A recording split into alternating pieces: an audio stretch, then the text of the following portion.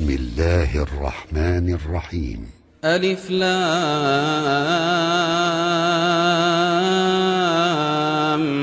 ميم. ذلك الكتاب لا ريب فيه هدى للمتقين الذين يؤمنون بالغيب ويقيمون الصلاة ومما رزقناهم ينفقون والذين يؤمنون بما أنزل إليك وما أنزل من قبلك وبالآخرة هم يوقنون أولئك على هدى من ربهم وأولئك هم المفلحون. إن الذين كفروا سواء عليهم أأنذرتهم أم لم تنذرهم لا يؤمنون. ختم الله على قلوبهم وعلى سمعهم وعلى أبصارهم غشاوة ولهم عذاب عظيم. ومن الناس من يقول آمنا بالله وباليوم الآخر وما هم بمؤمنين يخادعون الله والذين آمنوا وما يخدعون إلا أنفسهم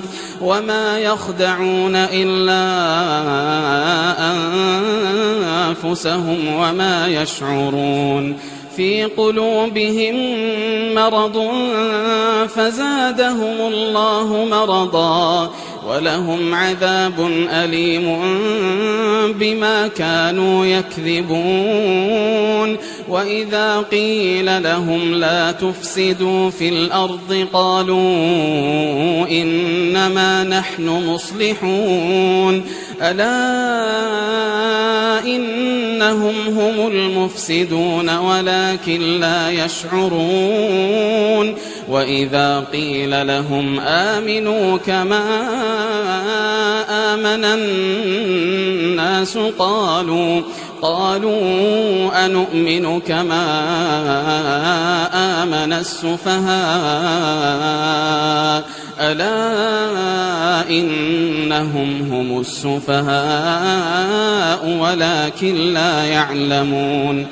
وإذا لقوا الذين آمنوا قالوا آمنا وإذا خلوا إلى شياطينهم قالوا إنا معكم إنما نحن مستهزئون. الله يستهزئ بهم ويمدهم في طغيانهم يعمهون. أولئك الذين اشتروا الضلالة بالهدى فما ربحت تجارتهم وما كانوا مهتدين. مثلهم كمثل الذي استوقد نارا فلما أضاءت ما حوله ذهب الله بنورهم وتركهم في ظلمات لا يبصرون. صم بكم عمي فهم لا يرجعون. أو كصيب من السماء فيه ظلمات ورعد وبرق يجعلون أصابعهم في آذانهم من الصواعق حذر الموت والله محيط بالكافرين. يكاد البرق يخطف أبصارهم كلما أضاء لهم مشوا فيه وإذا أظلم عليهم قاموا ولو شاء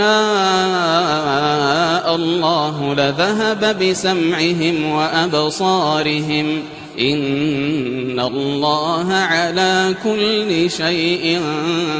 قدير. يا أيها الناس اعبدوا ربكم الذي خلقكم والذين من قبلكم لعلكم تتقون. الذي جعل لكم الأرض فراشا والسماء بناء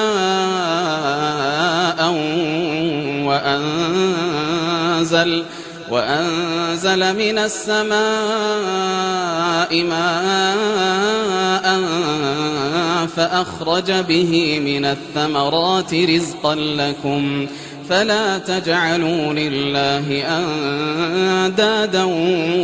وأنتم تعلمون. وإن كنتم في ريب مما نزلنا على عبدنا فأتوا بسورة من مثله وادعوا شهداءكم من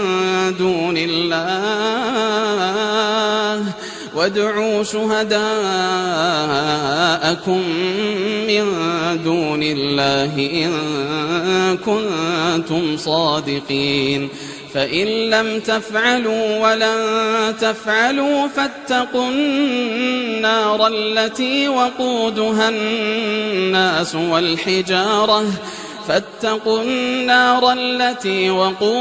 الناس والحجارة أعدت للكافرين. وبشر الذين آمنوا وعملوا الصالحات أن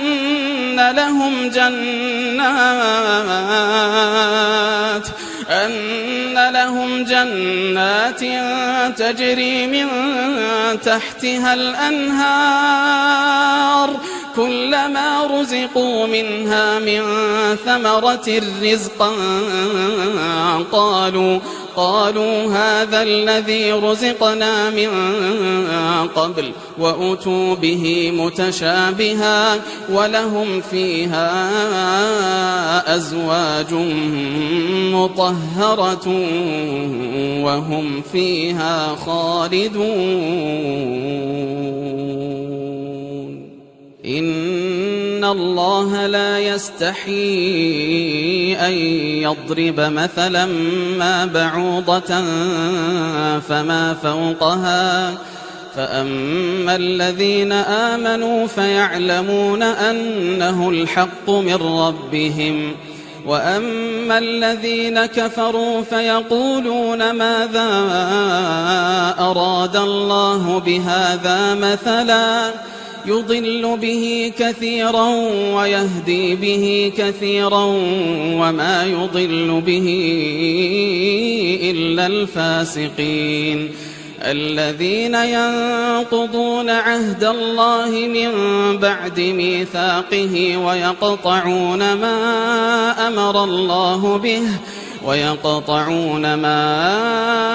أمر الله به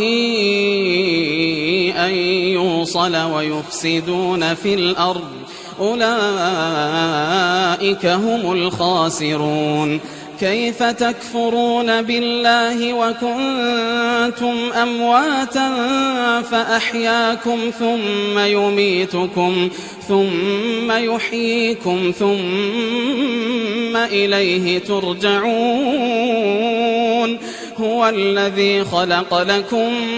ما في الأرض جميعا ثم استوى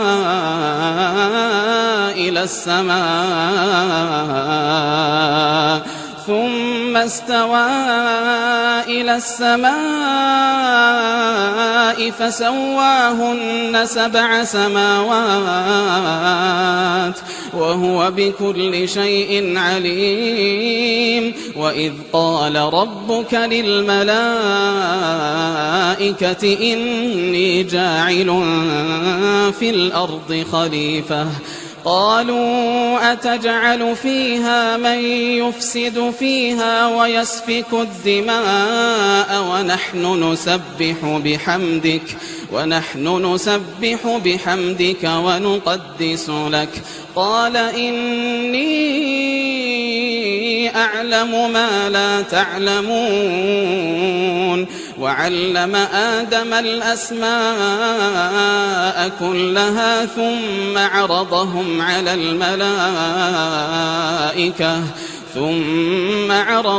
على الملائكة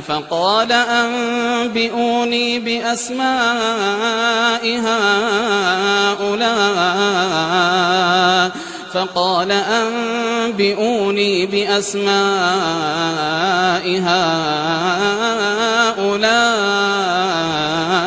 إن كنتم صادقين قالوا سبحانك لا علم لنا إلا ما علمتنا إنك أنت العليم الحكيم قال يا آدم أنبئهم بأسمائهم فلما أنبأهم بأسمائهم قال ألم أقل لكم إني أعلم غيب السماوات والأرض وأعلم ما تبدون وما كنتم تكتمون وإذ قلنا للملائكة اسجدوا لآدم فسجدوا إلا إبليس أبى واستكبر وكان من الكافرين وقلنا يا آدم اسكن أنت وزوجك الجنة وكلا منها رغدا حيث شئتما ولا تقربا هذه الشجرة فتكونا من الظالمين فأزلهما الشيطان عنها فأخرجهما مما كانا فيه وقلنا اهبطوا بعضكم لبعض عدو ولكم في الأرض مستقر ومتاع إلى حين فتلقى آدم من ربه كلمات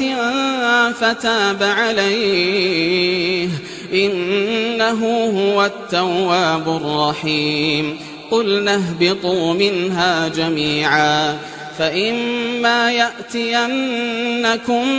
مني هدى فمن تبع هداي فلا خوف عليهم ولا هم يحزنون والذين كفروا وكذبوا بآياتنا أولئك أصحاب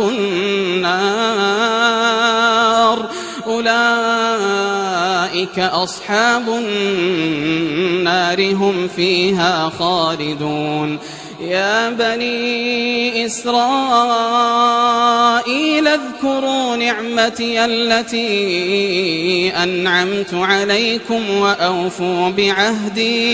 وأوفوا بعهدي أوف بعهدكم وإياي فارهبون وآمنوا بما أنزلت مصدقا لما معكم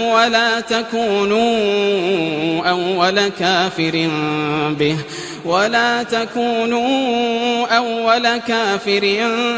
به ولا تشتروا بآياتي ثمنا قليلا وإياي فاتقون ولا تلبسوا الحق بالباطل وتكتموا الحق وأنتم تعلمون وأقيموا الصلاة وآتوا الزكاة واركعوا مع الراكعين أتأمرون الناس بالبر وتنسون أنفسكم وأنتم تتلون الكتاب أفلا تعقلون واستعينوا بالصبر والصلاة وإنها لكبيرة إلا على الخاشعين الذين يظنون أنهم ملاقو ربهم وأنهم إليه راجعون يا بني إسرائيل اذكروا نعمتي التي أنعمت عليكم وأني فضلتكم على العالمين واتقوا يوما لا تجزي نفس عن نفس شيئا ولا يقبل منها شفاعة ولا يؤخذ منها عدل ولا هم ينصرون وإذ نجيناكم من آل فرعون يسومونكم سوء العذاب يذبحون أبناءكم ويستحيون نساءكم وفي ذلكم بلاء من ربكم عظيم وإذ فرقنا بكم البحر فأنجيناكم وأغرقنا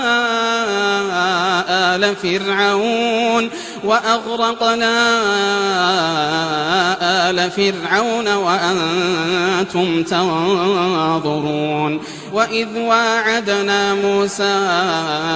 40 ليلة ثم اتخذتم العجل من بعده وأنتم ظالمون ثم عفونا عنكم من بعد ذلك لعلكم تشكرون وإذ آتينا موسى الكتاب والفرقان لعلكم تهتدون وإذ قال موسى لقومه يا قوم إنكم ظلمتم أنفسكم باتخاذكم العجل فتوبوا إلى بارئكم فاقتلوا أنفسكم ذلكم خير لكم عند بارئكم فتاب عليكم إنه هو التواب الرحيم وإذ قلتم يا موسى لن نؤمن لك حتى نرى الله جهرة فأخذتكم الصاعقة وأنتم تنظرون ثم بعثناكم من بعد موتكم لعلكم تشكرون وظللنا عليكم الغمام وأنزلنا عليكم المن والسلوى كلوا من طيبات ما رزقناكم وما ظلمونا ولكن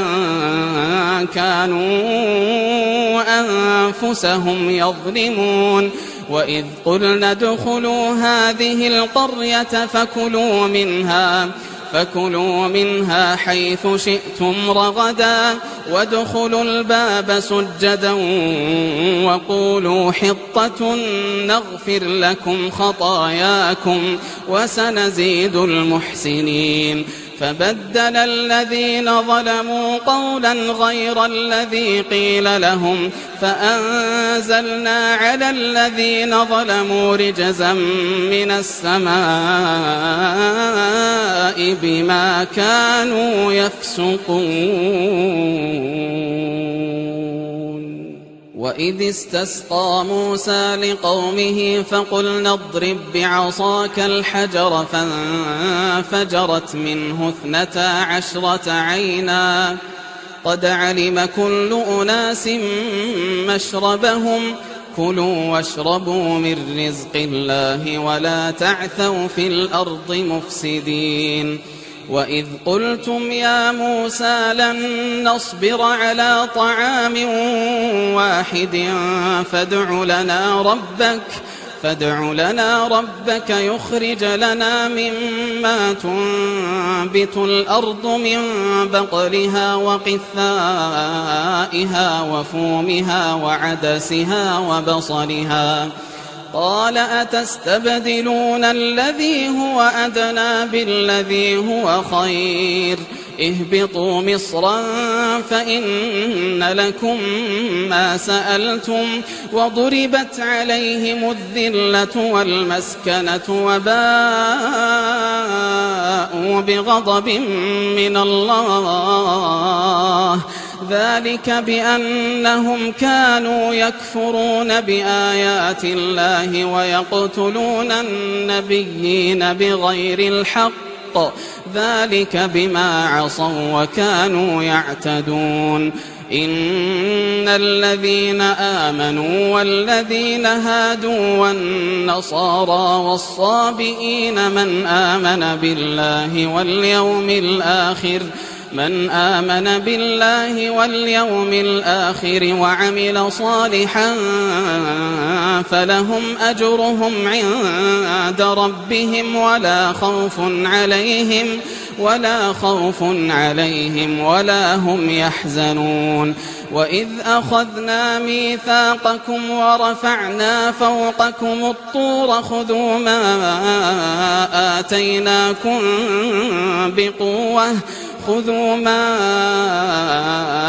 آتيناكم بقوة واذكروا ما فيه لعلكم تتقون ثم توليتم من بعد ذلك فلولا فضل الله عليكم ورحمته لكنتم من الخاسرين ولقد علمتم الذين اعتدوا منكم في السبت فقلنا لهم كونوا قردة خاسئين فجعلناها نكالا لما بين يديها وما خلفها وموعظة للمتقين وإذ قال موسى لقومه إن الله يأمركم أن تذبحوا بقرة قالوا أتتخذنا هزوا قال أعوذ بالله أن أكون من الجاهلين قالوا ادع لنا ربك يبين لنا ما هي قال إنه يقول إنها بقرة لا فارض ولا بكر عوان بين ذلك فافعلوا ما تؤمرون قالوا ادع لنا ربك يبين لنا ما لونها قال إنه يقول إنها بقرة صفراء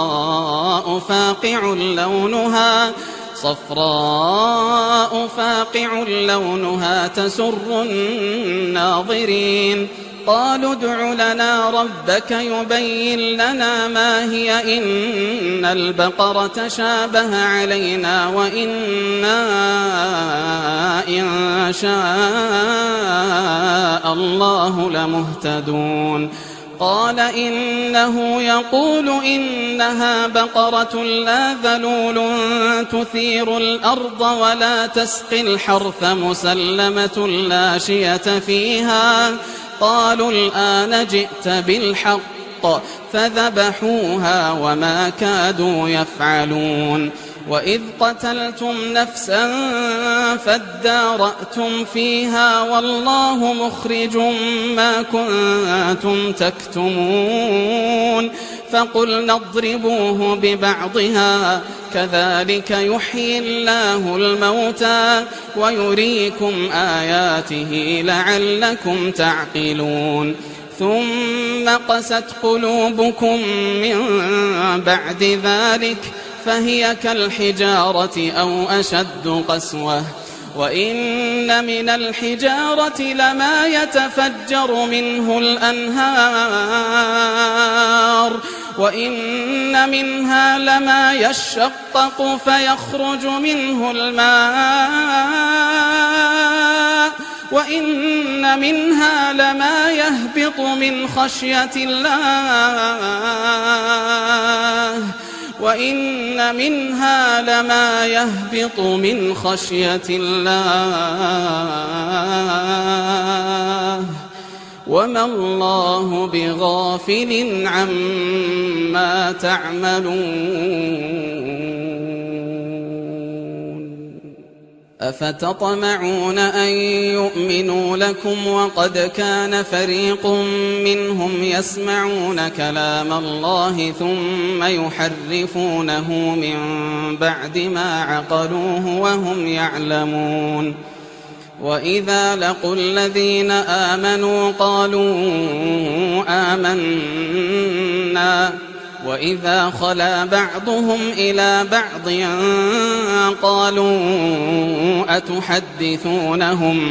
قالوا أتحدثونهم بما فتح الله عليكم ليحاجوكم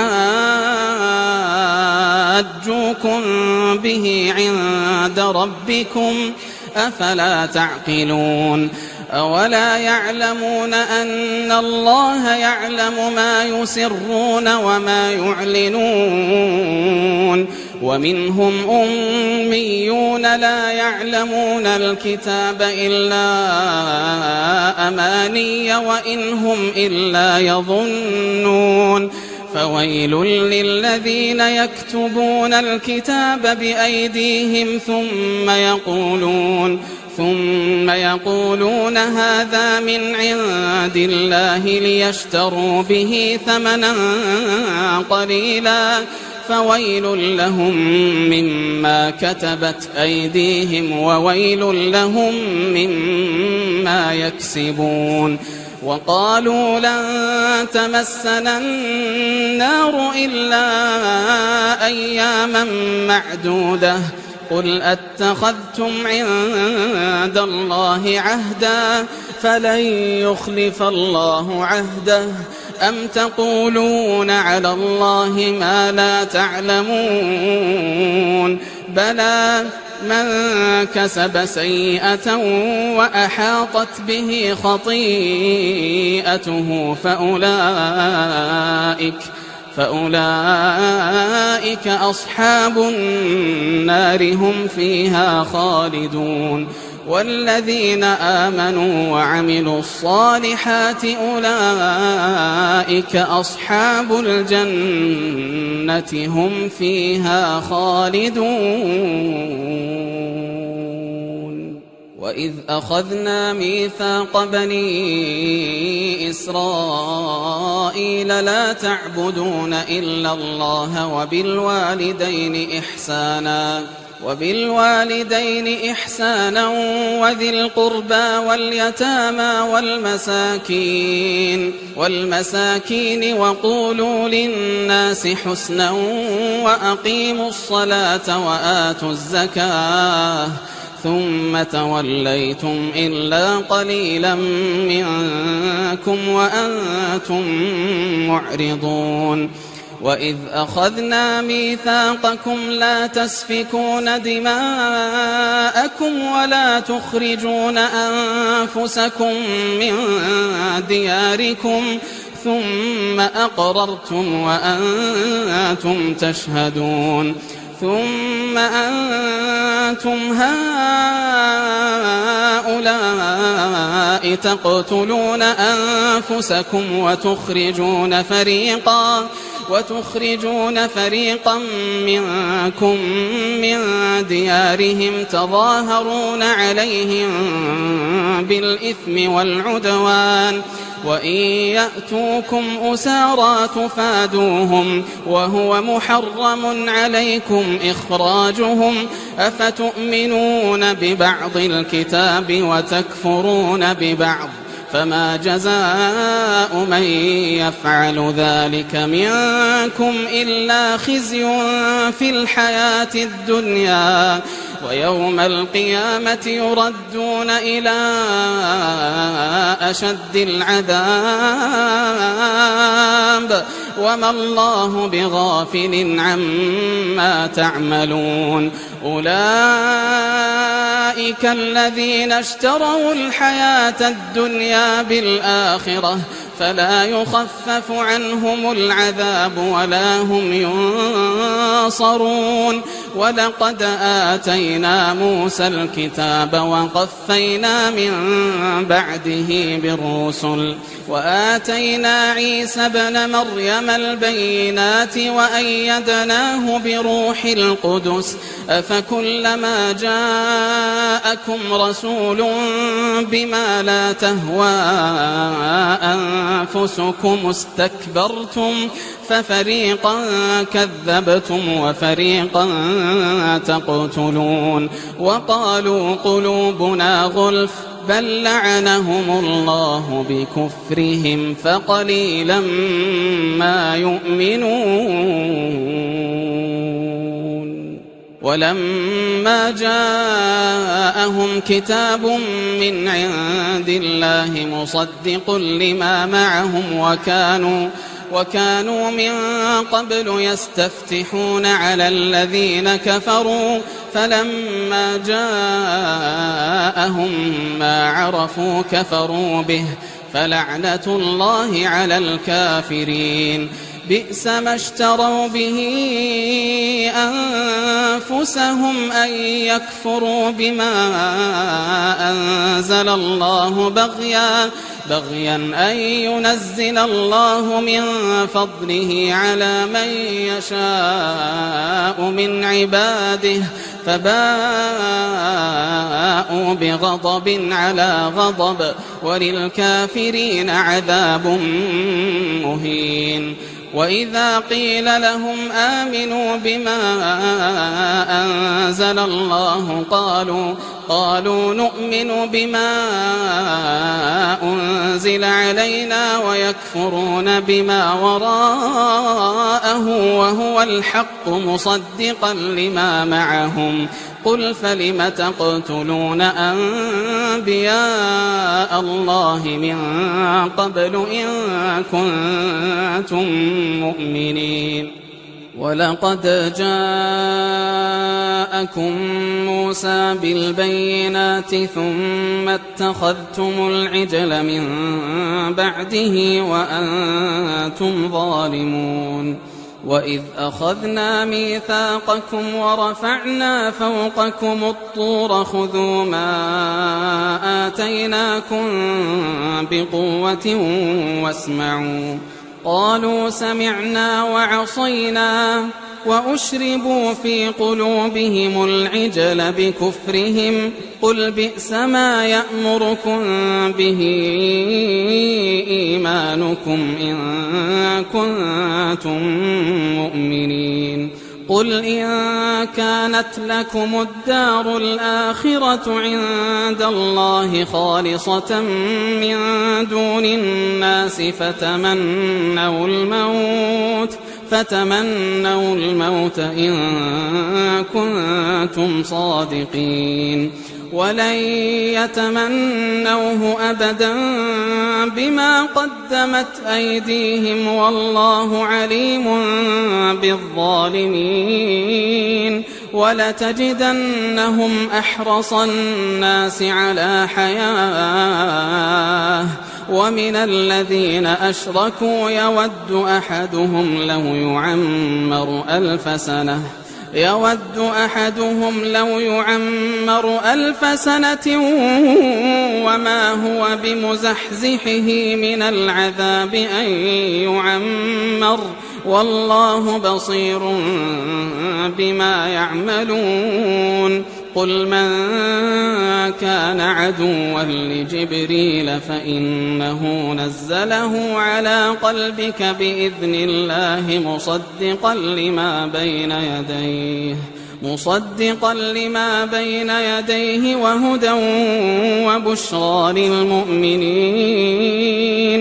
من كان عدوا لله وملائكته ورسله وجبريل وميكال فإن الله عدو للكافرين.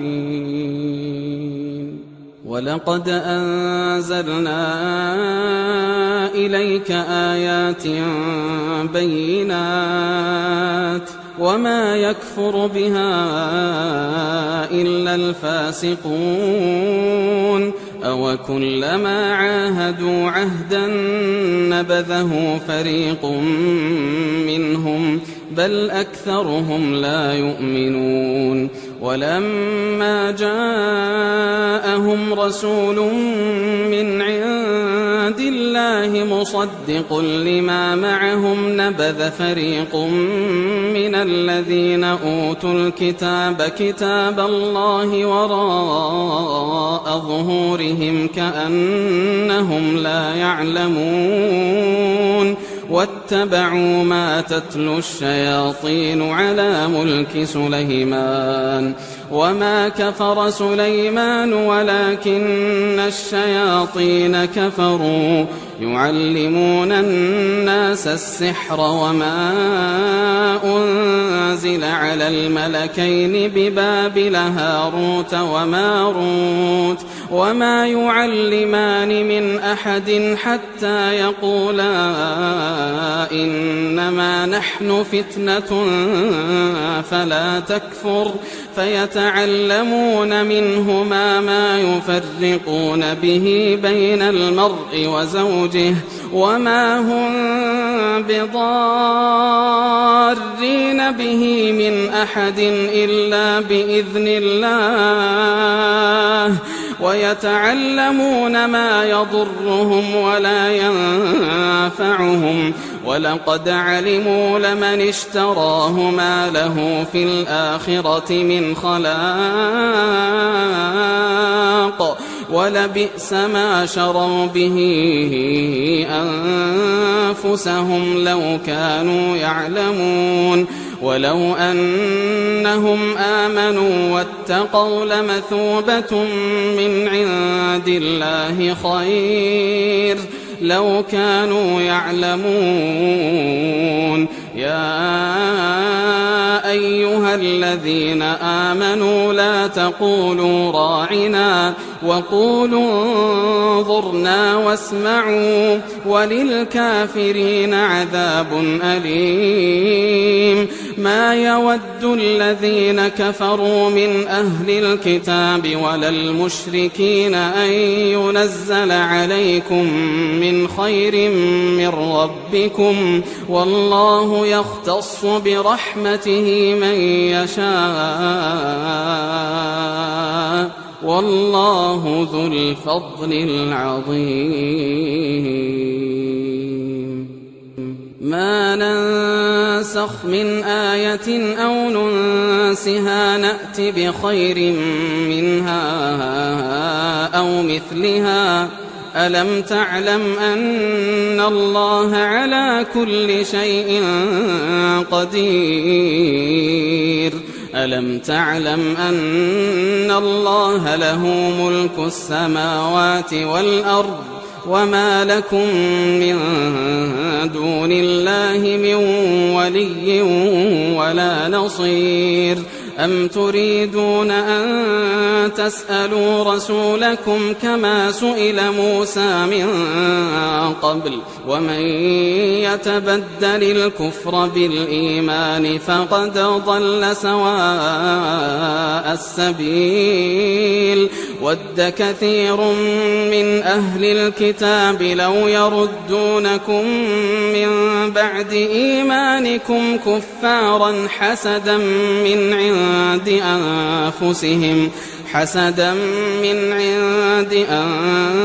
أنفسهم من بعد ما تبين لهم الحق فاعفوا واصفحوا حتى يأتي الله بأمره إن الله على كل شيء قدير. وأقيموا الصلاة وآتوا الزكاة وما تقدموا لأنفسكم من خير تجدوه عند الله إن الله بما تعملون بصير. وقالوا لن يدخل الجنة إلا من كان هودا أو نصارى تلك أمانيهم قل هاتوا برهانكم إن كنتم صادقين بلى من أسلم وجهه لله وهو محسن فله أجره عند ربه ولا خوف عليهم ولا هم يحزنون. وقالت اليهود ليست النصارى على شيء وقالت النصارى ليست اليهود على شيء وهم يتلون الكتاب كذلك قال الذين لا يعلمون مثل قولهم فالله يحكم بينهم يوم القيامة فيما كانوا فيه يختلفون. ومن أظلم ممن منع مساجد الله أن يذكر فيها اسمه وسعى في خرابها أولئك ما كان لهم أن يدخلوها إلا خائفين لهم في الدنيا خزي ولهم في الآخرة عذاب عظيم. ولله المشرق والمغرب فأينما تولوا فثم وجه الله إن الله واسع عليم. وقالوا اتخذ الله ولدا سبحانه بل له ما في السماوات والأرض كل له قانتون بديع السماوات والأرض وإذا قضى أمرا فإنما يقول له كن فيكون. وقال الذين لا يعلمون لولا يكلمنا الله أو تأتينا آية كذلك قال الذين من قبلهم مثل قولهم تشابهت قلوبهم قد بينا الآيات لقوم يوقنون إنا أرسلناك بالحق بشيرا ونذيرا ولا تسأل عن أصحاب الجحيم. ولن ترضى عنك اليهود ولا النصارى حتى تتبع ملتهم قل إن هدى الله هو الهدى ولئن اتبعت أهواءهم بعد الذي جاءك من العلم ما لك من الله من ولي ولا نصير. الذين آتيناهم الكتاب يتلونه حق تلاوته أولئك يؤمنون به ومن يكفر به فأولئك هم الخاسرون. يا بني إسرائيل اذكروا نعمتي التي أنعمت عليكم وأني فضلتكم على العالمين واتقوا يوما لا تجزي نفس عن نفس شيئا ولا يقبل منها عدل ولا تنفعها شفاعة ولا هم ينصرون. وإذ ابتلى إبراهيم ربه بكلمات فأتمهن قال إني جاعلك للناس إماما قال ومن ذريتي قال لا ينال عهد الظالمين وإذ جعلنا البيت مثابة للناس وأمنا واتخذوا من مقام إبراهيم مصلى وعهدنا إلى إبراهيم وإسماعيل أن طهرا بيتي للطائفين والعاكفين والركع السجود وإذ قال إبراهيم رب اجعل هذا بلدا آمنا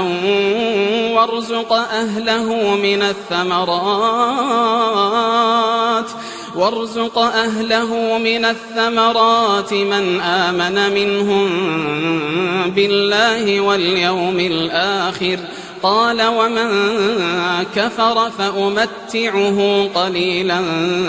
ثم أضطره إلى عذاب النار وبئس المصير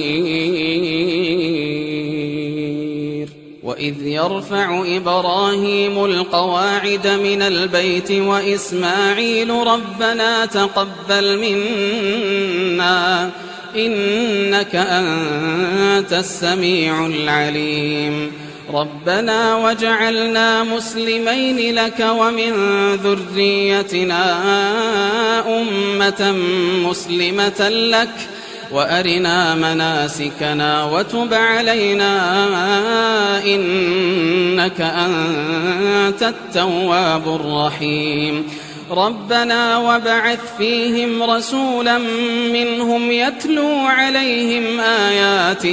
يتلو عليهم آياتك ويعلمهم الكتاب والحكمة ويزكيهم إنك أنت العزيز الحكيم ومن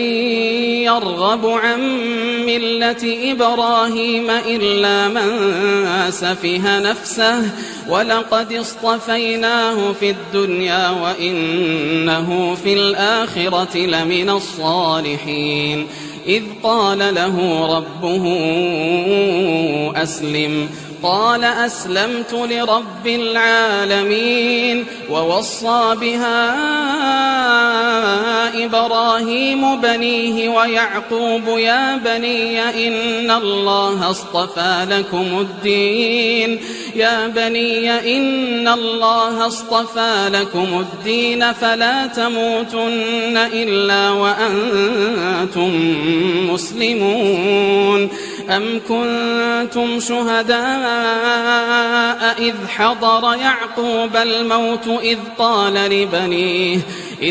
لبنيه ما تعبدون من بعدي قالوا نعبد إلهك وإله آبائك إبراهيم وإسماعيل وإسحاق إلها واحدا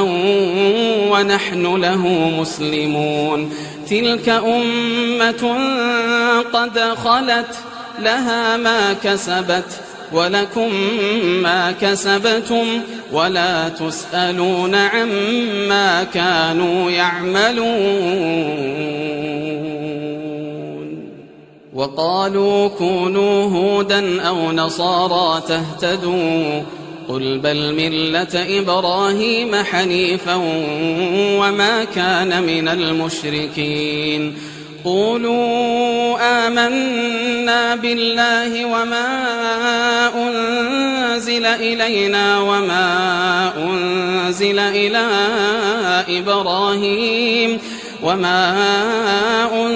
إلى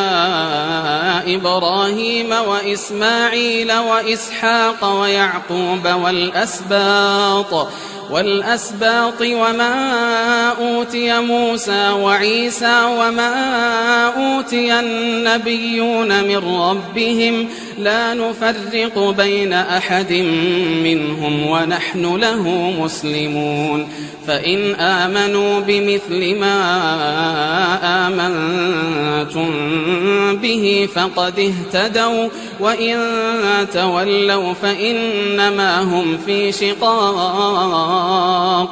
فسيكفيكهم الله وهو السميع العليم صبغة الله ومن أحسن من الله صبغة ونحن له عابدون قل أتحاجوننا في الله وهو ربنا وربكم ولنا أعمالنا ولكم أعمالكم ونحن له مخلصون أم تقولون إن إبراهيم وإسماعيل وإسحاق ويعقوب والأسباط كانوا هودا أو نصارى قل أأنتم أعلم أم الله ومن أظلم ممن كتم شهادة عنده من الله وما الله بغافل عما تعملون تلك أمة قد خلت لها ما كسبت ولكم ما كسبتم ولا تسألون عما كانوا يعملون سيقول السفهاء من الناس ما ولاهم عن قبلتهم التي كانوا عليها قل لله المشرق والمغرب يهدي من يشاء إلى صراط مستقيم وكذلك جعلناكم أمة وسطا لتكونوا شهداء على الناس ويكون الرسول عليكم شهيدا وما جعلنا القبلة التي كنت عليها إلا لنعلم من يتبع الرسول ممن ينقلب على عقبيه وإن كانت لكبيرة إلا على الذين هدى الله وما كان الله ليضيع إيمانكم إن الله بالناس لرؤوف رحيم قد نرى تقلب وجهك في السماء فلنولينك قبلة ترضاها فول وجهك شطر المسجد الحرام وحيث ما كنتم فولوا وجوهكم شطره وإن الذين أوتوا الكتاب ليعلمون أنه الحق من ربهم وما الله بغافل عما يعملون ولئن أتيت الذين أوتوا الكتاب بكل آية ما تبعوا قبلتك وما أنت بتابع قبلتهم وما بعضهم بتابع قبلة بعض ولئن اتبعت أهواءهم من بعد ما جاءك من العلم إنك إذا لمن الظالمين الذين آتيناهم الكتاب يعرفونه كما يعرفون أبناءهم وإن فريقا منهم ليكتمون الحق وهم يعلمون الحق من ربك فلا تكونن من الممترين ولكل وجهة هو موليها فاستبقوا الخيرات أينما تكونوا يأتي بكم الله جميعا إن الله على كل شيء قدير ومن حيث خرجت فول وجهك شطر المسجد الحرام وإنه للحق من ربك وما الله بغافل عما تعملون ومن حيث خرجت فول وجهك شطر المسجد الحرام وحيث ما كنتم فولوا وجوهكم شطره لئلا يكون للناس عليكم حجة إلا الذين ظلموا منهم فلا تخشوهم واخشوني ولأتم نعمتي عليكم ولعلكم تهتدون كما أرسلنا فيكم رسولا منكم يتلو عليكم آياتنا ويزكيكم ويعلمكم الكتاب والحكمة ويعلمكم ما لم تكونوا تعلمون فاذكروني أذكركم واشكروا لي ولا تكفرون يا أيها الذين آمنوا استعينوا بالصبر والصلاة إن الله مع الصابرين ولا تقولوا لمن يقتل في سبيل الله أموات بل أحياء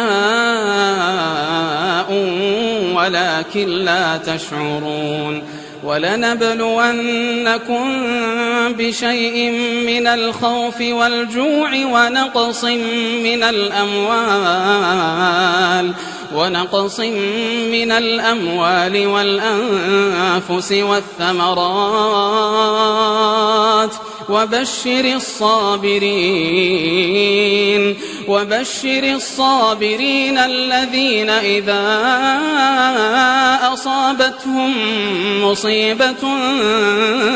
قالوا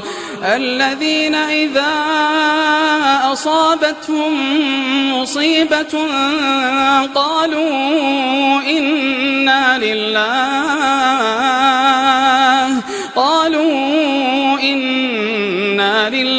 وإنا إليه راجعون أولئك عليهم صلوات من ربهم ورحمة وأولئك هم المهتدون إن الصفا والمروة من شعائر الله فمن حج البيت أو اعتمر فلا جناح عليه أن يطوف بهما ومن تطوع خيرا فإن الله شاكر عليم إن الذين يكتمون ما أنزلنا من البينات والهدى من بعد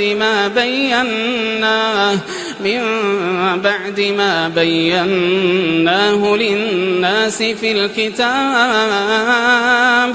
أولئك يلعنهم الله ويلعنهم اللاعنون إلا الذين تابوا وأصلحوا وبينوا فأولئك أتوب عليهم وأنا التواب الرحيم إن الذين كفروا وماتوا وهم كفار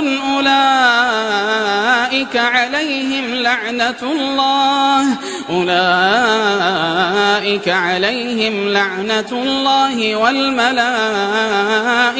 والناس أجمعين خالدين فيها لا يخفف عنهم العذاب ولا هم ينظرون وإلهكم إله واحد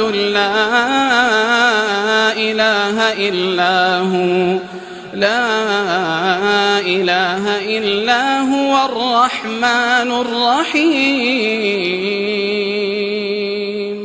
إن إن في خلق السماوات والأرض واختلاف الليل والنهار والفلك التي تجري في البحر بما ينفع الناس وما أنزل الله من السماء من ماء فأحيا به الأرض بعد موتها وبث فيها من كل دابة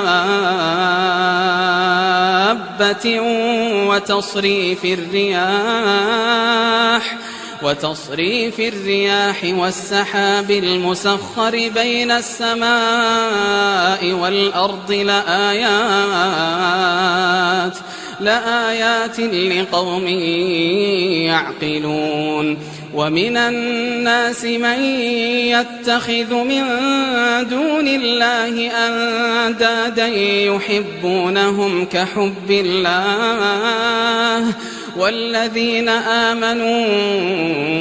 أشد حبا لله ولو يرى الذين ظلموا إذ يرون العذاب أن القوة لله جميعا وأن الله شديد العذاب إذ تبرأ الذين اتبعوا من الذين اتبعوا ورأوا العذاب وتقطعت بهم الأسباب وقال الذين اتبعوا لو أن لنا كرة فنتبرأ منهم كما تبرأوا منا كذلك يريهم الله أعمالهم حسرات عليهم وما هم بخارجين من النار. يا أيها الناس كلوا مما في الأرض حلالا طيبا ولا تتبعوا خطوات الشيطان إنه لكم عدو مبين. إنما يأمركم بالسوء والفحشاء وأن تقولوا على الله ما لا تعلمون. وإذا قيل لهم اتبعوا ما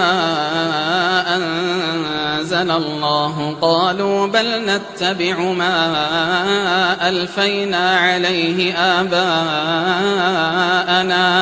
أولو كان آباؤهم لا يعقلون شيئا ولا يهتدون. ومثل الذين كفروا كمثل الذي ينعق بما لا يسمع إلا دعاء ونداء صم بكم عمي فهم لا يعقلون. يا أيها الذين آمنوا كلوا من طيبات ما رزقناكم واشكروا لله إن كنتم إياه تعبدون. إنما حرم عليكم الميتة والدم ولحم الخنزير وما أهل به لغير الله فمن اضطر غير باغ ولا عاد فلا إثم عليه إن الله غفور رحيم. إن الذين يكتمون ما أنزل الله من الكتاب ويشترون به ثمنا قليلا أولئك ما يأكلون في بطونهم إلا النار ولا يكلمهم الله يوم القيامة ولا يزكيهم ولهم عذاب أليم. أولئك الذين اشتروا الضلالة بالهدى والعذاب بالمغفرة فما أصبرهم على النار ذلك بأن الله نزل الكتاب بالحق وإن الذين اختلفوا في الكتاب لفي شقاق بعيد ليس البر أن تولوا وجوهكم قبل المشرق والمغرب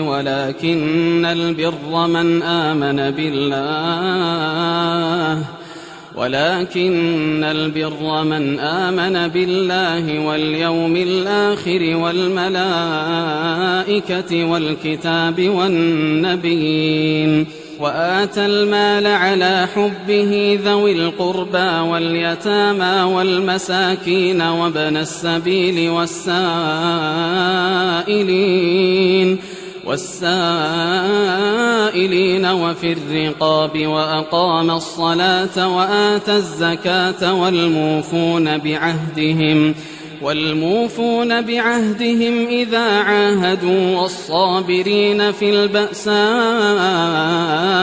والضراء وحين البأس أولئك الذين صدقوا وأولئك هم المتقون يا أيها الذين آمنوا كتب عليكم القصاص في القتلى الحر بالحر والعبد بالعبد والأنثى بالأنثى فمن عفي له من أخيه شيء فاتباع بالمعروف وأداء إليه بإحسان ذلك تخفيف من ربكم ورحمة فمن اعتدى بعد ذلك فله عذاب أليم ولكم في القصاص حياة يا أولي الألباب لعلكم تتقون كتب عليكم إذا حضر أحدكم الموت إن ترك خيرا الوصية للوالدين والأقربين بالمعروف حقا على المتقين فمن بدله بعدما سمعه فإنما إثمه على الذين يبدلونه إن الله سميع عليم فمن خاف من موص جنفا أو إثما فأصلح بينهم فلا إثم عليه إن الله غفور رحيم يا أيها الذين آمنوا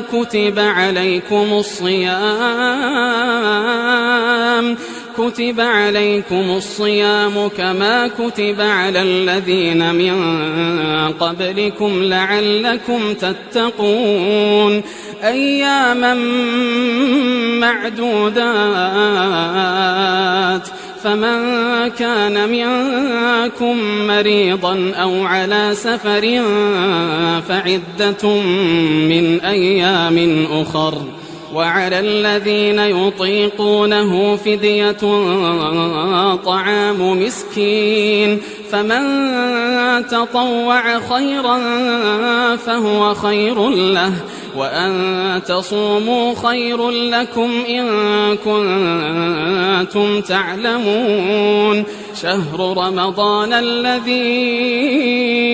أنزل فيه القرآن هدى للناس وبينات من الهدى والفرقان فمن شهد منكم الشهر فليصمه ومن كان مريضا أو على سفر فعدة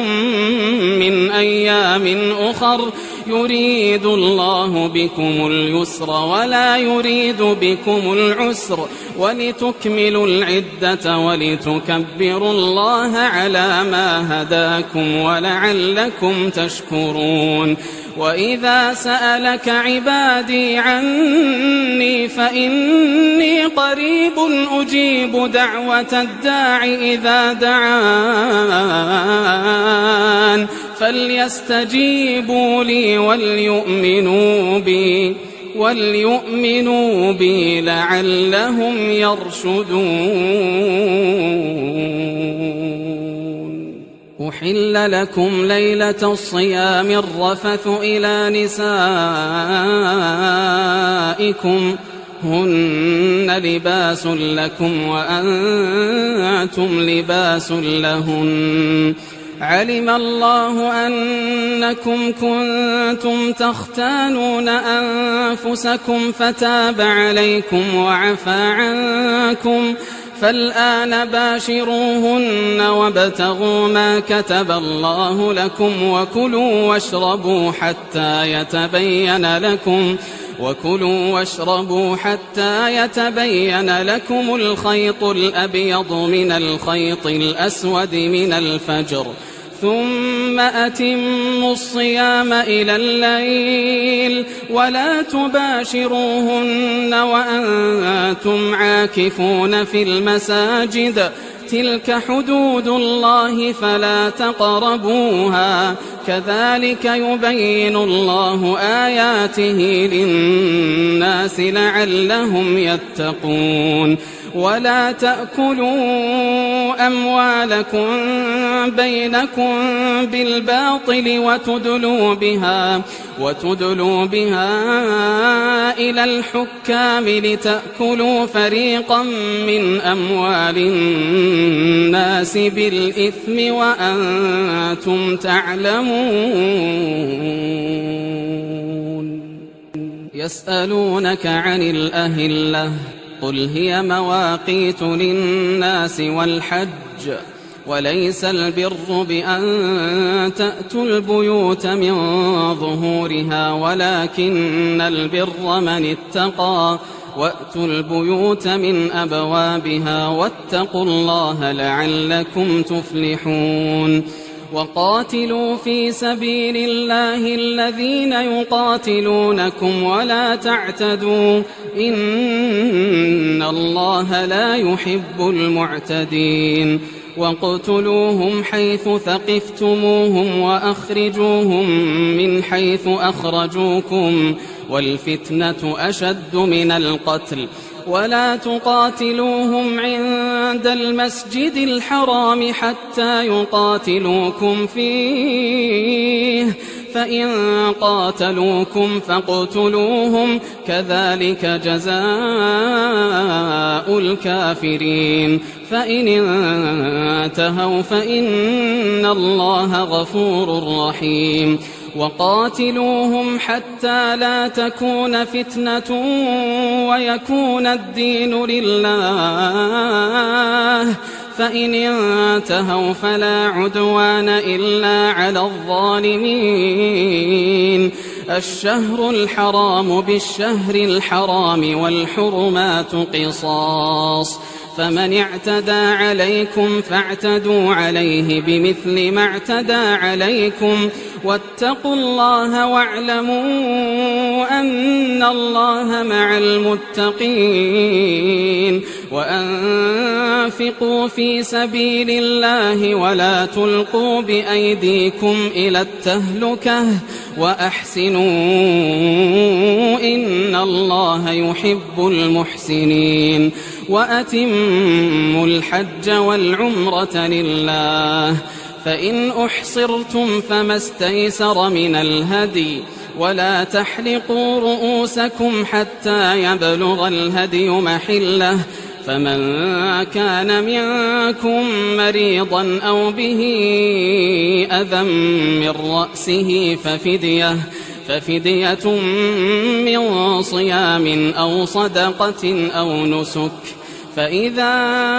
أمنتم فمن تمتع بالعمرة إلى الحج فما استيسر من الهدي فمن لم يجد فصيام 3 أيام في الحج و7 إذا رجعتم تلك 10 كاملة ذلك لمن لم يكن أهله حاضر المسجد الحرام. واتقوا الله واعلموا أن الله شديد العقاب. الحج أشهر معلومات فمن فرض فيهن الحج فلا رفث ولا فسوق ولا جدال في الحج وما تفعلوا من خير يعلمه الله وتزودوا فإن خير الزاد التقوى واتقون يا أولي الألباب ليس عليكم جناح أن تبتغوا فضلا من ربكم فإذا أفضتم من عرفات فاذكروا الله عند المشعر الحرام واذكروه كما هداكم وإن كنتم من قبله لمن الضالين ثم أفيضوا من حيث أفاض الناس واستغفروا الله إن الله غفور رحيم فإذا قضيتم مناسككم فاذكروا الله كذكركم آباءكم أو أشد ذكرا فمن الناس من يقول ربنا آتنا في الدنيا وما له في الآخرة من خلاق ومنهم من يقول ربنا آتنا في الدنيا حسنة ومنهم من يقول ربنا آتنا في الدنيا حسنة وفي الآخرة حسنة وقنا عذاب النار أولئك لهم نصيب مما كسبوا والله سريع الحساب واذكروا الله في أيام معدودات فمن تعجل في يومين فلا إثم عليه ومن تأخر فلا إثم عليه لمن اتقى واتقوا الله واعلموا أنكم إليه تحشرون ومن الناس من يعجبك قوله في الحياة الدنيا ويشهد الله على ما في قلبه وهو ألد الخصام وإذا تولى سعى في الأرض ليفسد فيها ويهلك الحرث والنسل والله لا يحب الفساد وإذا قيل له اتق الله أخذته العزة بالإثم فحسبه جهنم ولبئس المهاد ومن الناس من يشري نفسه ابتغاء مرضات الله والله رؤوف بالعباد يا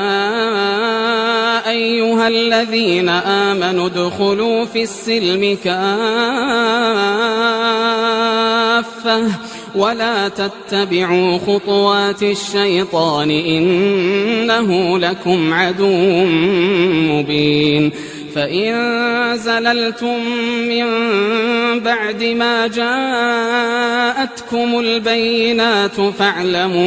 فاعلموا أن الله عزيز حكيم هل ينظرون إلا أن يأتيهم الله في ظلل من الغمام والملائكة وقضي الأمر وإلى الله ترجع الأمور سل بني إسرائيل كم آتيناهم من آية بينة ومن يبدل نعمة الله من بعد ما جاءته فإن الله شديد العقاب زين للذين كفروا الحياة الدنيا ويسخرون من الذين آمنوا والذين اتقوا فوقهم يوم القيامة والله يرزق من يشاء بغير حساب. كان الناس أمة واحدة فبعث الله النبيين مبشرين ومنذرين وأنزل معهم الكتاب بالحق ليحكم بين الناس فيما اختلفوا فيه وما اختلف فيه إلا الذين أوتوه من بعد ما جاءتهم البينات بغيا بينهم فهدى الله الذين آمنوا لما اختلفوا فيه من الحق بإذنه والله يهدي من يشاء إلى صراط مستقيم. أم حسبتم أن تدخلوا الجنة ولما يأتكم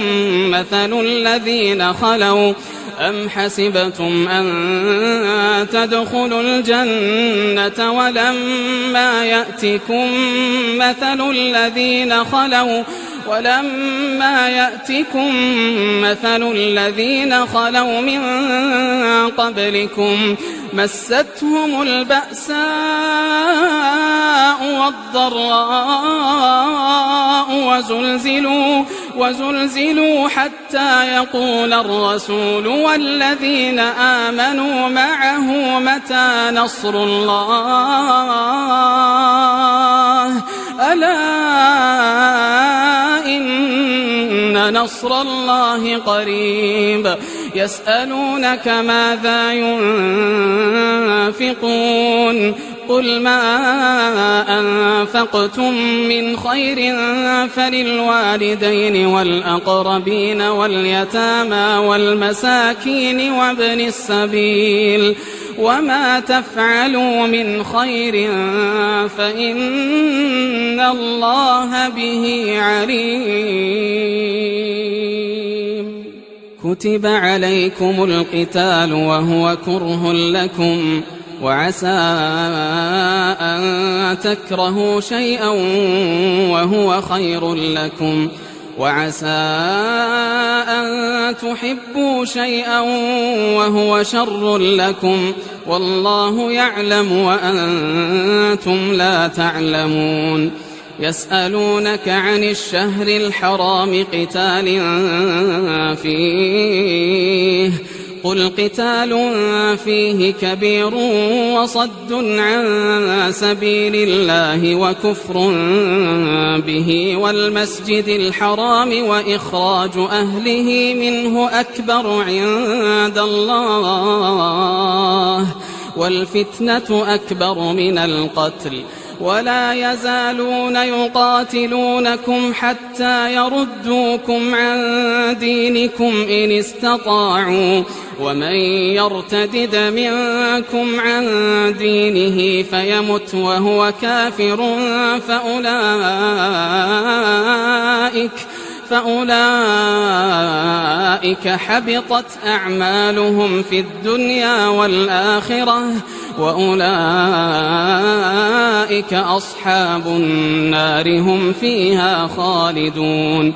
إن الذين آمنوا والذين هاجروا وجاهدوا في سبيل الله أولئك يرجون رحمة الله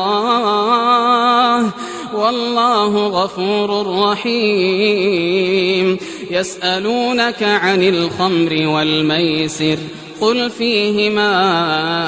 إثم كبير ومنافع للناس وإثمهما أكبر من نفعهما ويسألونك ماذا ينفقون قل العفو كذلك يبين الله لكم الآيات لعلكم تتفكرون في الدنيا والآخرة ويسألونك عن اليتامى قل إصلاح لهم خير وإن تخالطوهم فإخوانكم والله يعلم المفسد من المصلح ولو شاء الله لأعنتكم إن الله عزيز حكيم ولا تنكحوا المشركات حتى يؤمنوا ولأمة مؤمنة خير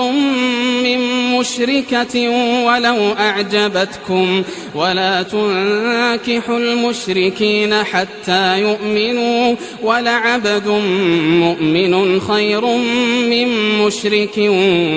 ولو أعجبكم أولئك يدعون إلى النار والله يدعو إلى الجنة والمغفرة بإذنه ويبين آياته للناس لعلهم يتذكرون ويسألونك عن المحيض قل هو أذى فاعتزلوا النساء في المحيض ولا تقربوهن حتى يطهرن فإذا تطهرن فأتوهن من حيث أمركم الله إن الله يحب التوابين ويحب المتطهرين نساؤكم حرث لكم فأتوا حرثكم أنا شئتم وقدموا لأنفسكم واتقوا الله واعلموا أنكم ملاقوه وبشر المؤمنين ولا تجعلوا الله عرضة لأيمانكم أن تبروا وتتقوا وتصلحوا بين الناس والله سميع عليم لا يؤاخذكم الله باللغو في أيمانكم ولكن يؤاخذكم بما كسبت قلوبكم والله غفور حليم للذين يؤلون من نسائهم تربص 4 أشهر فإن فاءوا فإن الله غفور رحيم وإن عزموا الطلاق فإن الله سميع عليم والمطلقات يتربصن بأنفسهن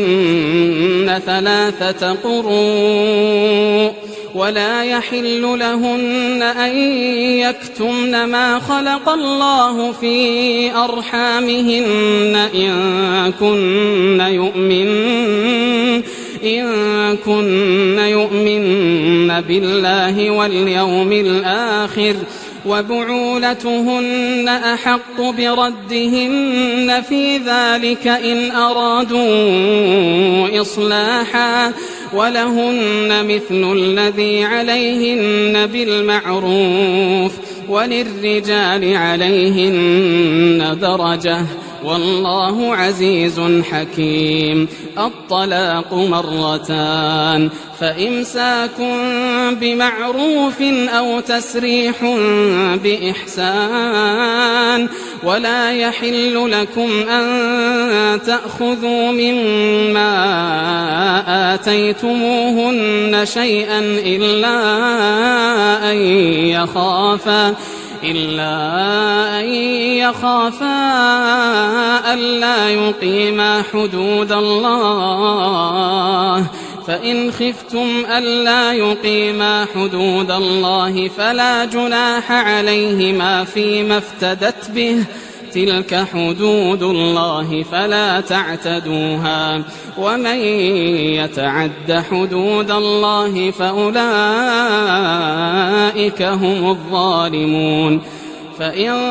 طلقها فلا تحل له من بعد حتى تنكح زوجا غيره فإن طلقها فلا جناح عليهما أن يتراجعا إن ظنا أن يقيما حدود الله، وتلك حدود الله يبينها لقوم يعلمون. وإذا طلقتم النساء فبلغن أجلهن فأمسكوهن بمعروف أو سرحوهن بمعروف، ولا تمسكوهن ضرارا لتعتدوا، ومن يفعل ذلك فقد ظلم نفسه. ولا تتخذوا آيات الله هزوا، واذكروا نعمة الله عليكم وما أنزل عليكم من الكتاب والحكمة يعظكم به، واتقوا الله واعلموا أن الله بكل شيء عليم. وإذا طلقتم النساء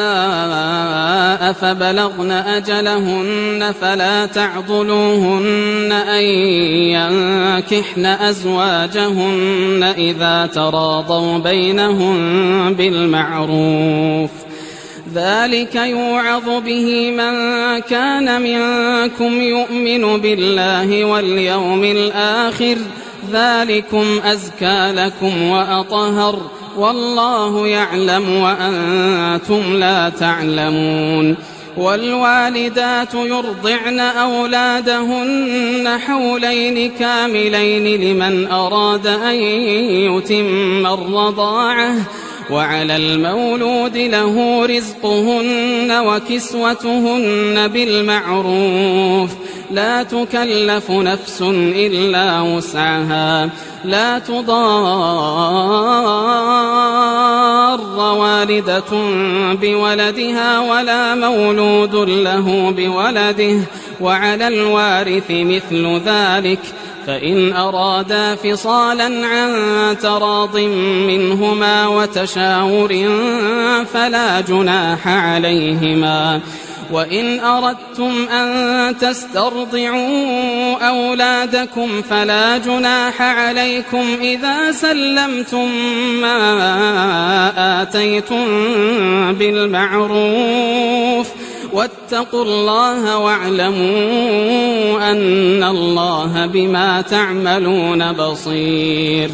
والذين يتوفون منكم ويذرون أزواجا يتربصن بأنفسهن 4 أشهر و10، فإذا بلغن أجلهن فلا جناح عليكم فيما فعلن في أنفسهن بالمعروف، والله بما تعملون خبير. ولا جناح عليكم فيما عرضتم به من خطبة النساء أو أكننتم في أنفسكم، علم الله أنكم ستذكرونهن ولكن لا تواعدوهن سرا إلا أن تقولوا قولا معروفا، ولا تعزموا عقدة النكاح حتى يبلغ الكتاب أجله، واعلموا أن الله يعلم ما في أنفسكم فاحذروه.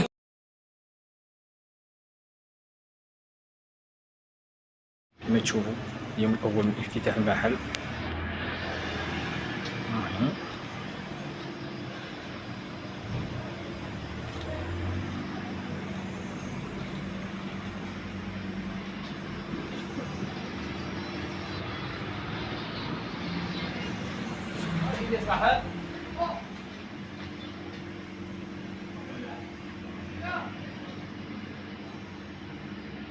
لو درناهم غير بينهما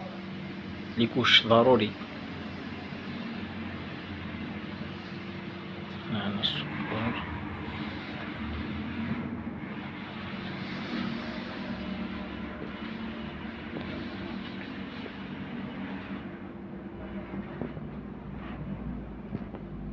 هاي جماعة كينغ، هاي برودوي جديد كيتاع 19500 تاع 150 دينار.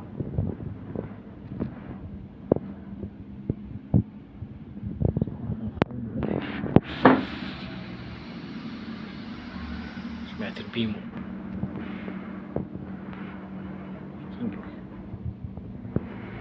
كينغ برودوي شباب بزاف، عندهم فاني في هادو يديرو 1600.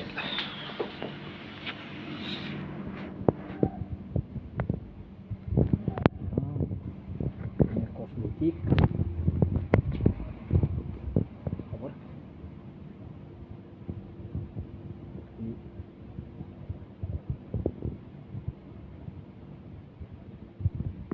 وهنايا لي كلاص